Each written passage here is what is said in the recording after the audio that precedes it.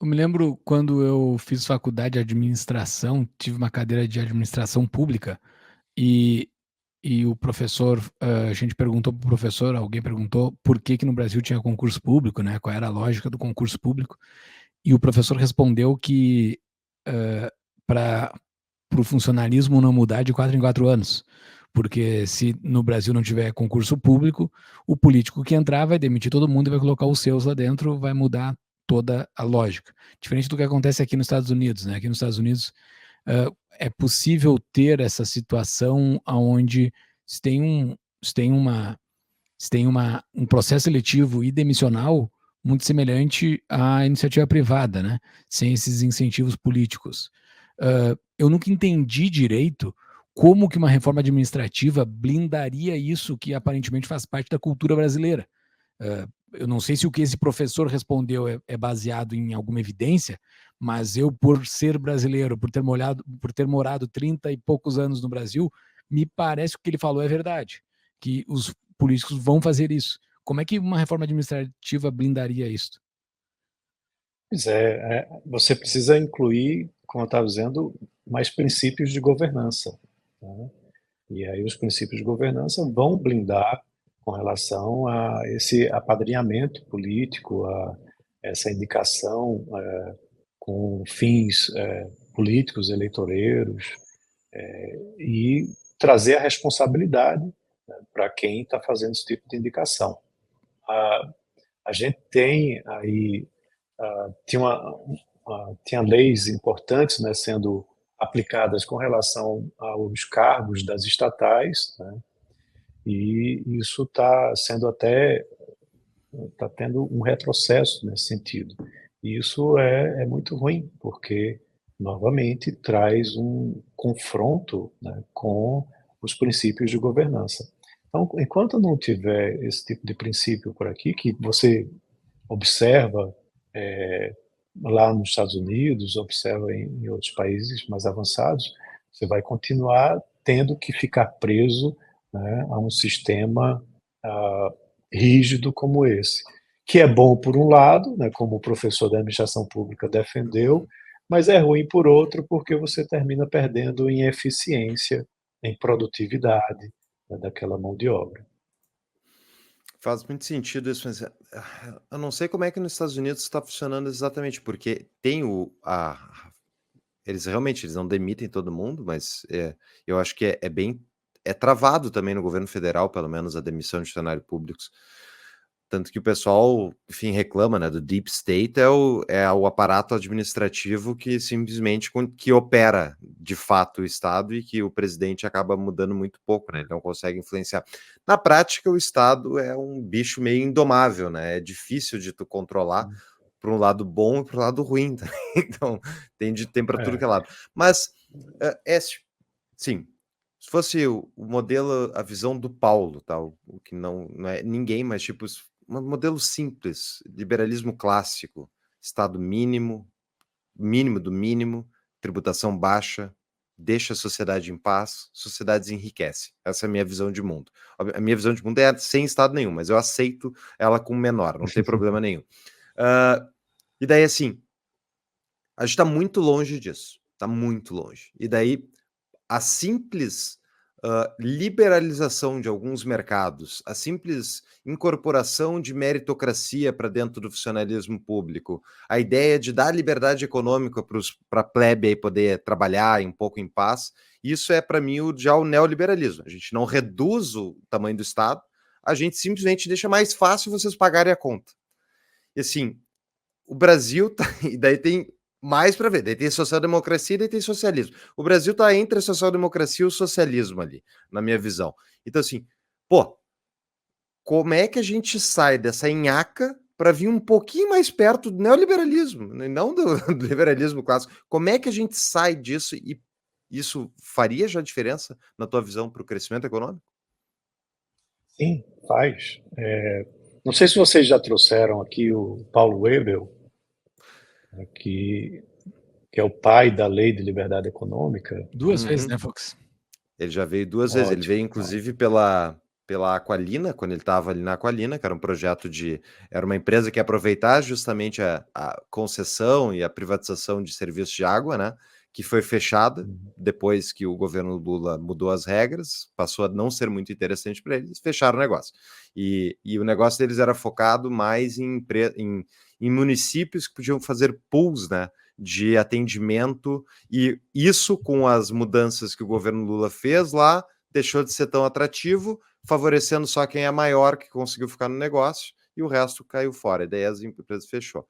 É bizarro, enfim, é literalmente destruição de valor praticada pelo governo federal. Mas sim, ele já veio aqui e já falou há tempo, na primeira entrevista ele falou sobre o quê, Júlio? Eu não Tu me lembro, lembra? eu esqueci. A gente já fala. Acho que, acredito que foi sobre a Lei de Liberdade Econômica. A gente chamou Ele foi... o Gianluca para falar sobre isso, que o Gianluca trabalhava com o Webel, especificamente, para falar sobre isso. Então, esse trabalho da Lei de Liberdade Econômica é muito importante. É uma lei que ela tem vários pontos que destravam a relação empresarial com o setor público, tá? Eu não vou aqui estar falando dos detalhes, mas um que chama muita atenção é, por exemplo, a dispensa de apresentação de alvará de funcionamento para aquelas atividades de baixo risco. Você vai abrir uma pequena loja de roupa, uma pequena lanchonete, um quiosque para vender capinha de celular, e você precisa ir na prefeitura, pedir o alvará de funcionamento, ir no corpo de bombeiros, e na vigilância, na licença ambiental, tem N procedimentos. E tudo que você quer é vender capinha de celular que não oferece risco para ninguém, né? Mas sem esse alvará, você está passível a ser interditado, a responder, né, perante a justiça sobre esse ato absurdo que você fez de empreender, né? E essa lei ela procura facilitar isso. É uma lei que ela é federal, mas os estados e municípios precisam adotar a lei, ou fazer um copia-cola, né, ou fazer uma lei própria e enumerando atividades que estão isentas da apresentação do alvará de funcionamento. É uma coisa pequena, cara, mas quando você olha, o efeito multiplicador disso é muito grande. Então, eu, há um bom tempo já que eu venho trabalhando isso aqui no estado de Pernambuco.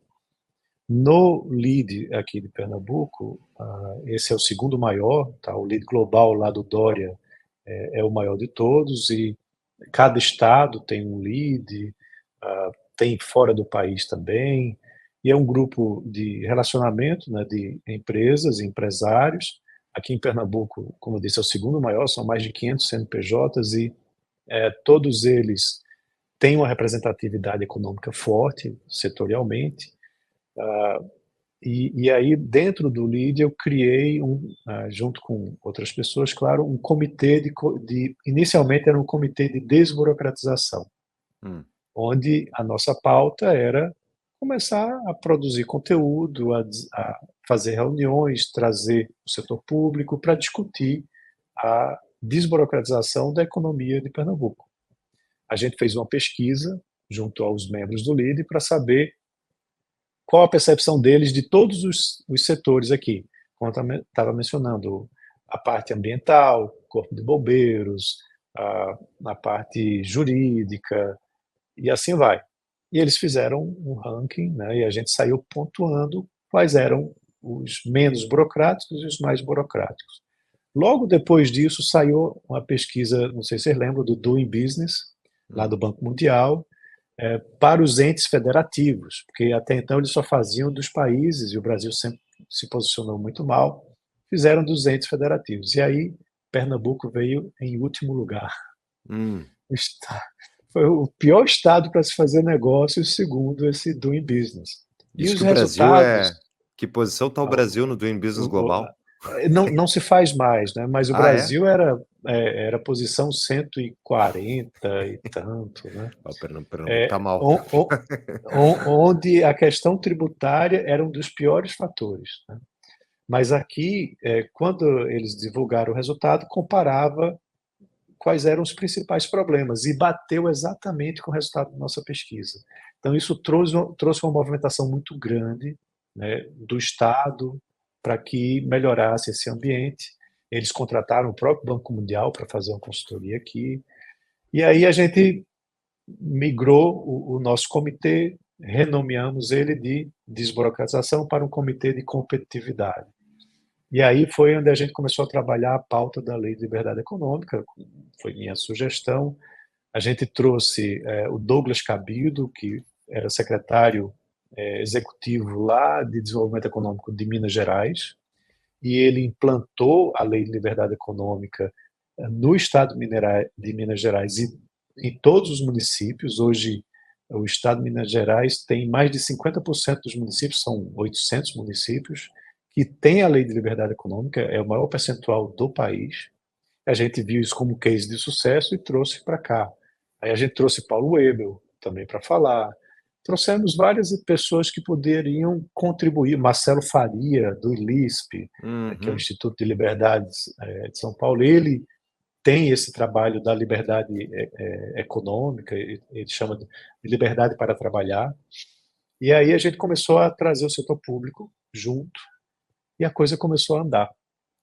Então, o município vizinho a Recife, chamado Jaboatão dos Guararapes, ele agora anunciou recentemente, o município do Brasil com o maior número de atividades isentas da apresentação de alvará de funcionamento, 1.300 quinais.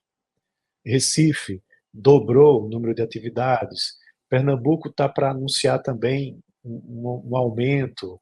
Isso, assim, trouxe para a gente uma felicidade grande, né? Porque viu que o setor público estava entendendo que a gente precisava, né, facilitar os negócios.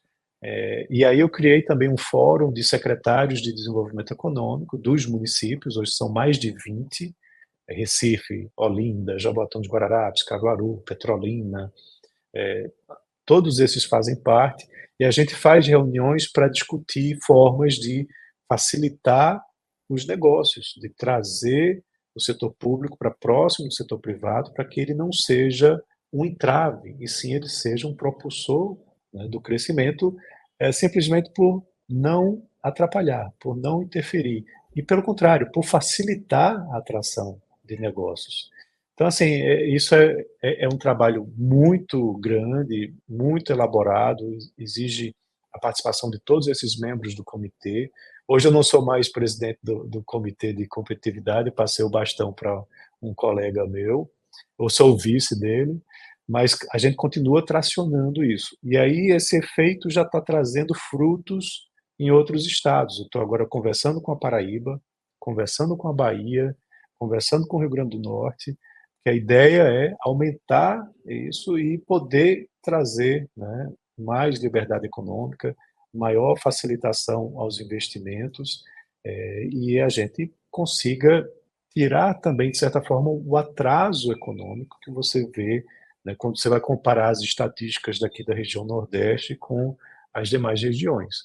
Até nesses indicadores, quando você olha estados do Sul, Sudeste, um pouco do Centro-Oeste, você vê também um maior número, né, de atividades que são dispensadas de alvará de funcionamento. E aí a gente está correndo atrás também nisso. Este corte foi um trecho do podcast Tapa da Mão Invisível. Se você quiser assistir este episódio completo, é só clicar no link que está aparecendo aqui embaixo.